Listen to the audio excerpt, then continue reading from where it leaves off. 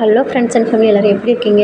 இன்றைக்கி எங்கள் காட்டில் களை வெட்டிகிட்டு இருக்காங்க. அவங்களுக்கு டீ தான் கொண்டு போய் கொடுக்க போகிறோம். பாருங்கள் எவ்வளோ வெயில், மணி ஒரு 12 மணி இருக்கும். அந்த வெயிலில் வெட்டுறாங்க. பாருங்க இந்த சைடு ஃபுல்லாகவே கள்ளச்செடி ஃபுல்லாகவே களை வெட்டிட்டாங்க. இது வந்து ஒரு தோப்பு மாதிரி தான் போட்டிருந்தோம், தென்னந்தோப்பு. அதில் ஊடு பயிராக வந்து கள்ளச்செடி குச்சி எல்லாம் போட்டிருக்காங்க. அப்புறம் தக்காளி செடி, வீட்டுக்கு தேவையான காய்கறி செடி எல்லாமே போட்டிருக்காங்க. இது பாருங்கள் எல்லாம் களை வெட்டிகிட்டு இருக்காங்க. இந்த சைடு பாருங்கள், இந்த சைடு பார்த்திங்கன்னா இதுன்னு களை வெட்டல, எவ்வளோ பில்லு இருக்குது பாருங்கள்.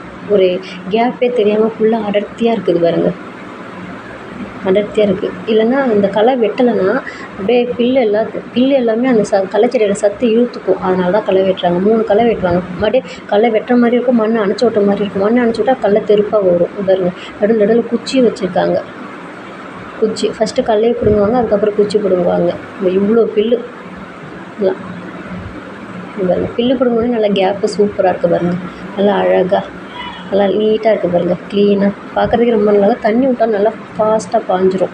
புல்லு இருந்தால் தண்ணி அவ்வளோ சீக்கிரம் பாயாது, தண்ணி வேஸ்ட் ஆகும். ஒரே இடத்துல நின்றுருக்கும், அதனால் பாயாது. அதனால் இப்போ விட்டால் தண்ணி மிச்சமாகவும் சீக்கிரமாகவும் பாஞ்சிரும். இவ்வளோ புல்லு களைவெட்டி என் பொண்ணு தான் டீ கொடுத்துட்ருக்காங்க. Okay guys, bye bye. இந்த வீடியோ பிடிச்சிருந்தா ஷேர் பண்ணுங்கள், லைக் பண்ணுங்கள், சப்ஸ்கிரைப் பண்ணுங்கள். Bye by.